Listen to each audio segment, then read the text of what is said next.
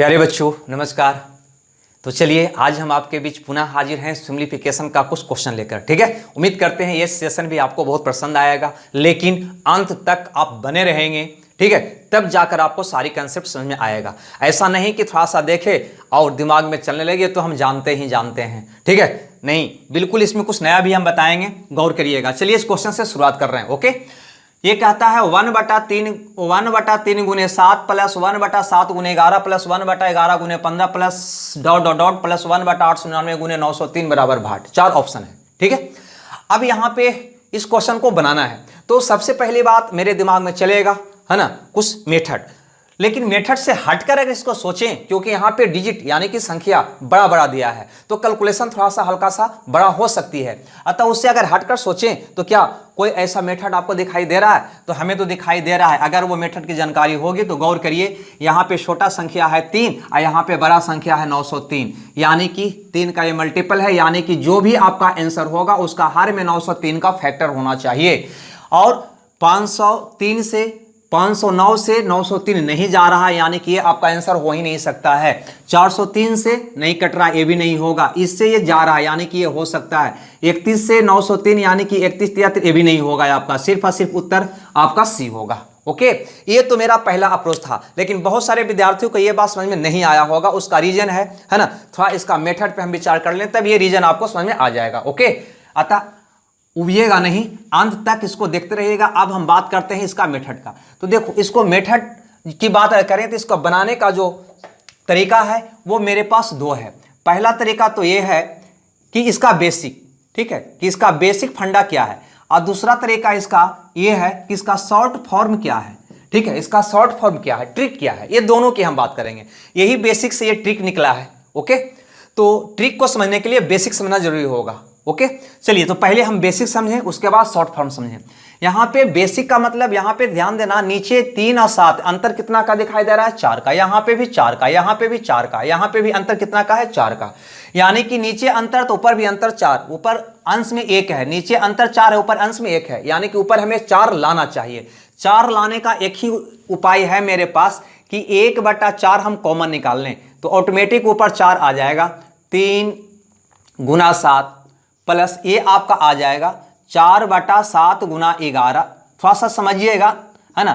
फिर उसके बाद इसका बनाने का इजी तरीका तो हम आपको देंगे ही देंगे। डॉट डॉट डॉट यहाँ पे आपका आ जाएगा 4/899 गुना 903।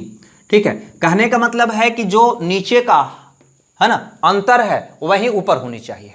क्लियर? इसको करने के लिए मैंने क्या किया कि ऊपर से मैं 4 डाल दिया, 1/4 कॉमन निकाल लिया, है ना। अब देखो यहां से 4 कॉमन निकाल के काटेंगे तो वही आपका व्यंजक प्राप्त हो जाएगा। ओके, अब इसको अगर हल करें हम तो यहां पे हम लिख सकते हैं कि 1/4 ये 1/3 माइनस 1/7 क्या लिखा जा सकता है, क्योंकि 7 में से 3 गया, 4 बटा इतना आ जाएगा। उसी ढंग से ये अगर लिखेंगे तो इसको क्या हम लिख सकते हैं 1/7 माइनस 1/11। इसे क्या लिखा जा सकता है 1/11 minus 1/15 plus dot dot 1/899 minus 1/903 बिल्कुल लिखा जा सकता है।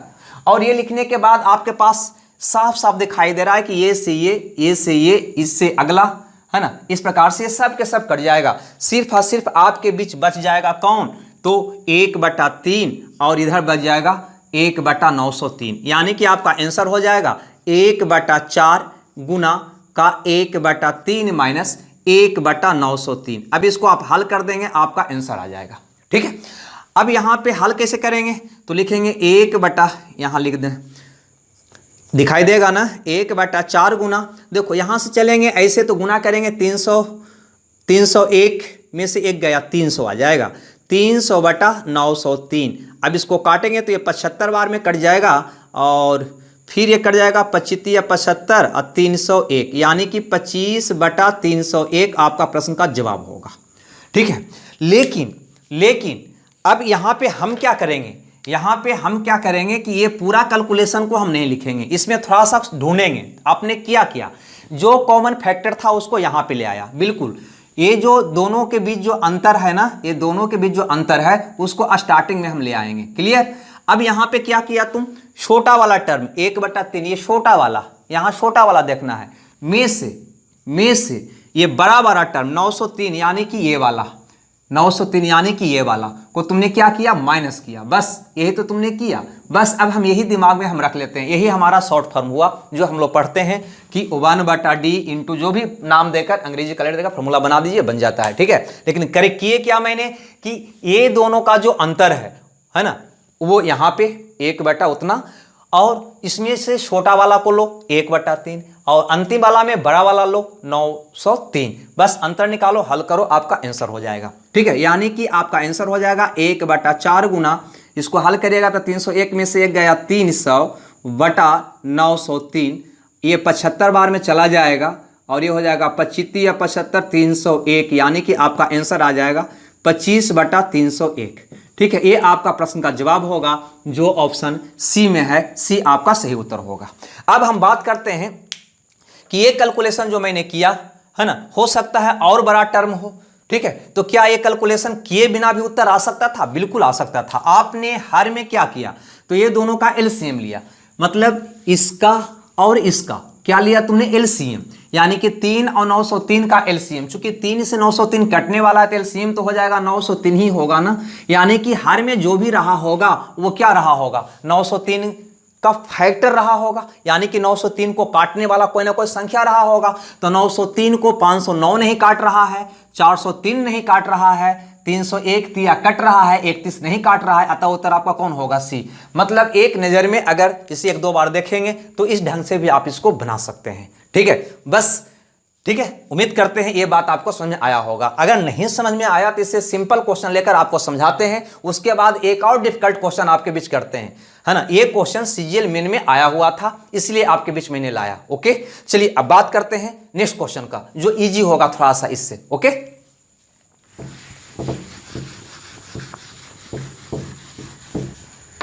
तो चलिए इस क्वेश्चन को देखा जाए, ये क्वेश्चन क्या कहता है ना। यहाँ पे गौर से देखें तो पहला अप्रोच सब लोग को पता चल रहा होगा, क्योंकि यहाँ पे छोटा टर्म 1 है और बड़ा टर्म 101 है, यानी कि 1 गुना 101 यानी कि 101, यानी कि वही आपका आंसर होगा जो जिसका हर 101 को काटने वाला हो, यानी कि फैक्टर हो। तो 100 से 101 नहीं कटेगा, ये आपका आंसर नहीं होगा। 101 से 101 कट रहा है, हो सकता है। 102 से नहीं कट रहा है, नहीं होगा। 10 से नहीं कट रहा है, नहीं होगा, यानी कि आपका उत्तर कौन होगा, बी होगा। ये पहला अप्रोच यहाँ पे लग गया, ठीक है। ऐसा नहीं है कि सारा में ये अप्रोच लग ही जाए, ठीक है, लेकिन फिर भी जहां पे लगता है वहां पे लगाना बहुत आसान है, और देखते के साथ आपको आंसर दिखाई दे रहा है। 101 का फैक्टर सिर्फ और सिर्फ एक नंबर में दिखाई दे रहा था ये, अतः कुछ भी करने की हमको आवश्यकता यहाँ पे नहीं था, ठीक है। अब यहाँ पे थोड़ा बेसिक देखते हैं, बेसिक क्या है। तो बेसिक के बारे में बताया था कि इसका अंतर देखो कितना होता है, 1 है। तो 1 गुना करते हैं क्या, छोटा टर्म उठाते हैं यानी कि 1/1, और अंतिम वाला का बड़ा टर्म उठाते हैं 101 यानी कि -1/101। अब इसको हल करेंगे तो हो जाएगा, ये तो गया काम से, 101 में से 1 गया, बच गया 100, 100/101 आपका प्रश्न का जवाब हुआ, ठीक है।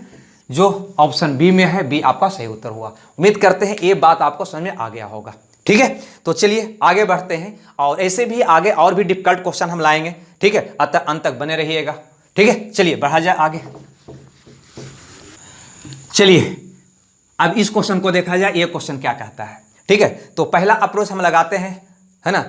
ऑप्शन से क्या लग सकता है, तो यहाँ पे छोटा 1 है और यहाँ पे बड़ा टर्म आपको दिखाई दे रहा है 16, यानी कि 1 16 कैल्शियम 16, 16 का हर फैक्टर होना चाहिए, यानी कि 16 जो काटेगा, 16 को जो काटेगा आपका उत्तर हो सकता है। 3 से 16 नहीं जा रहा, ये आपका आंसर नहीं होगा, ठीक है। इससे भी नहीं जा, ये भी आपका आंसर नहीं होगा। आंसर या तो आपका बी होगा या सी होगा, लेकिन अब डिसाइड करना मुश्किल हो जाएगा कि बी कहें या सी कहें। तो क्या करें, मेरे पास मेथड है ही, बस फौरन बना देंगे। अंतर कितना का है, 3 का है, तो लिख देंगे 1/3 गुना छोटा वाला कितना है 1, यानी कि 1/1 लिखना है इसको, माइनस इधर लेना है बड़ा वाला यानी कि 1/16। बस हल कर दीजिए, आपका आंसर आ जाएगा, यानी कि 1/3 गुना 15/16, ठीक है। 5 तिया 15 यानी कि 5/16 आपका प्रश्न का जवाब होगा, यानी कि बी आपका करेक्ट उत्तर होगा, ठीक है। यहाँ पे ये मेथड मेरा नहीं लग पाया ऑप्शन से, क्योंकि यहाँ पे 2 गो है ना, 2 16 और 8 ये दोनों मिल रहा था जो 16 को काट रहा था, है ना। अतः यहाँ पे क्या किए, है ना, जो मेरे पास शॉर्ट था ट्रिक उसका इस्तेमाल कर लिए, बस यही करना है, ओके। तो चलिए एक क्वेश्चन और देखते हैं। चलिए अब इस क्वेश्चन को देखा जाए, थोड़ा सा हल्का सा लेंदी क्वेश्चन है, ठीक है, लेकिन कोई बात नहीं, हल किया जाए, ठीक है। यहाँ पे अगर हम बात करें ये पूर्णांक का, तो सब लोग को पता है कि पूर्णांक का मतलब क्या होता है। एक पूर्णांक 1/2 है, इसका मतलब 1 + 1/2 होता है, नहीं, यानी कि इसका मतलब है 1 + 1/2। 4 पूर्णांक 1/6 का मतलब 4 + 1/6। 7 पूर्णांक 1/12 का मतलब 7 + 1/12। तो क्यों ना हम सबको अलग अलग कर लें, ठीक है। तो क्या इसको लिखा जा सकता है, गौर से यहां समझिएगा, 1 + 4 + 7 + 10 + ... कितना टर्म तक, 20 टर्म तक लिखा जा सकता है। तो 20वां टर्म कौन होगा, तो आप देख रहे हैं 3 का फासला है, तो 20वां टर्म क्या होगा, तो a + n - 1 × d होता है, नहीं, तो a हो गया 1 + n - 1 यानी कि 19, और d का मतलब हो जाएगा 3 यानी कि 58। ठीक है, इसको क्या कहा जा सकता है, 58 कहा जा सकता है। ओके, a हो गया प्लस, अब जो फ्रैक्शन वाला पार्ट है उसको अलग से लिख लेते हैं, तो ये क्या होगा 1/2 प्लस 1/6 प्लस 1/12 प्लस 1/20 प्लस ... कितने टर्म तक जाना है, तो 20 टर्म तक जाना है। ठीक है, तो ये 20वां टर्म कौन होगा भाई। ठीक है, तो थोड़ा सा समस्या आ रही है, लेकिन गौर से अगर देखोगे, है ना, थोड़ा सा अगर गौर से देखोगे तो ये 2 को क्या कहा जा सकता है, 1 × 2, 3 को कहा जा सकता है 2 × 3, 12 को कहा जा सकता है 3 × 4। ठीक है, इसको कहा जा सकता है 4 × 5, 5 × 6, 6 × 7। तो अब बताओ कि अंतिम टर्म कौन होगा, तो 1 2 3 4 लगातार संख्या चल रही है ना, हमको 20 तक जाना है, तो बताओ कि अंतिम टर्म कौन होगा, तो हम कहेंगे 20 × 21 होगा, नहीं, क्योंकि 1 2 3 4 20 तक जाओगे तब ना 20 टर्म होगा। क्लियर, तो हम कहेंगे 20 × 21 होगा, यानी कि 42 420 होगा। क्लियर, अब इसको हल कर दीजिए। ठीक है, हल करिएगा तो कैसे करिएगा, देखिए फिर भी अभी यहाँ पे रुकना है, यहाँ पे भी कहीं ना कहीं कुछ टेक्निक काम करेगा आपको, है ना, ये भी आपका CGL 2017 में आया हुआ क्वेश्चन है। अब यहाँ पे गौर करो, अगर इसका योग निकालोगे तो हम इसको यहाँ पे लगा सकते हैं, योग बराबर औसत गुना संख्या, हम पढ़ चुके हैं एवरेज में, है ना। तो अगर ये 20 टर्म है और इसका औसत की बात करें तो कह सकते हैं 58 + 1 59/2, इसका औसत हो जाएगा संख्या, कितना टर्म है, 20 टर्म है, तो 20 प्लस, अब इसकी बात करें तो इसके बारे में अभी हम सीख चुके हैं। ठीक है, अभी हम सीख चुके हैं इसके बारे में, नहीं, 1 बटा, है ना, 1 × 2, 1/2 × 3, 1/3 × 4। तो इसका बनाने का तरीका है कि अंतर कितना है, 1 का, तो 1/1 को बाहर लोगे, अंदर में क्या लोगे, तो छोटा वाला यानी कि 1। ठीक है, माइनस यहां पे क्या लेंगे, बड़ा वाला टर्म यानी कि 1/21। ओके, अब यहां पे हल करेंगे इसको, तो क्या आएगा, तो यहां पे तो कट जाएगा 10 बार में, यानी कि 590 प्लस का आ जाएगा 20/21। ठीक है, 20/21। अब इसके बाद है ना, इसको पूर्णांक को तोड़ लेंगे, अपने आप आंसर आ जाएगा, नहीं, लेकिन इसको अगर जोड़ोगे तो थोड़ा सा परेशानी हो सकता है, जोड़ना कुछ भी नहीं है, बहुत सिंपल सा यहाँ पे फंडा अपनाना है। गौर से अगर देखोगे तो पहला तरीका तो है कि इसका LCM ले लेंगे 21, और उसके बाद हम, है ना, ये दोनों गुना करके जोड़ देंगे, मेरा आंसर आ जाएगा। लेकिन जो ही 21 लेंगे तो स्वाभाविक 21 गुना इतना करोगे तो अंतिम में 0 आएगा, 0 में पुनः 0 जुटेगा, तो अंतिम में क्या आ जाएगा, 0 आ जाएगा, यानी कि वही आपका आंसर होगा जिसका अंश में क्या होना चाहिए, 0 होना चाहिए। गौर से देखो यहाँ पे, बाकी किसी में 0 नहीं है, अंत में ऊपर में किसी में 0 नहीं है, सिर्फ और सिर्फ इसमें 0 है, क्योंकि 1 × 1 करोगे तो अंत में 0 आएगा, 0 + 0 करोगे अंत में 0 होगा, यानी कि इसका हल करने के बाद जो रिजल्ट आएगा उसके अंत में 0 आएगा, 0 सिर्फ इसमें है, अतः उत्तर आपका कौन होना चाहिए, A होना चाहिए। और अगर इसको हल करना चाहते हो तो हल भी कर सकते हो, तो ये हो जाएगा 0, 21 × 9 21 9 90 से 9 बाकी 18, और 21 25 75 से 105, और सॉरी 105 और 18 आपका हो जाएगा 8 5 13 के 3 बाकी 1, इतना आप प्लस 20 करोगे इसको में, ठीक है, तो आ जाएगा 0 9 2 11 के बाकी 1 4 2 1 12 41 0 12 41 0/2, ये आपका आंसर आएगा। ठीक है, लेकिन ये कैलकुलेशन हम नहीं करेंगे, यहाँ पे गौर से देखेंगे तो 21 गुना 0 करेंगे तो 0 ही रहेगा अंत में, और 0 में 0 जोड़ोगे तो अंत में 0 ही आना चाहिए। ठीक है, तो इस प्रकार से ये बताने का पीछे एक ही रीजन मेरा है, ऐसा नहीं है कि सारा का सारा क्वेश्चन इसी पैटर्न पे होगा, कहीं ना कहीं सोचने का तरीका डेवलप होगा कि क्या इस ढंग से भी इसका उत्तर निकाला जा सकता है। ओके, तो दोस्तों बस इसी के साथ आज का सेशन को हम यहीं करेंगे समाप्त, मिलते हैं अगले क्लास में कुछ नए टॉपिक के साथ। ओके, जब तक आप खुश रहिए, मगन रहिए। Okay, bye bye.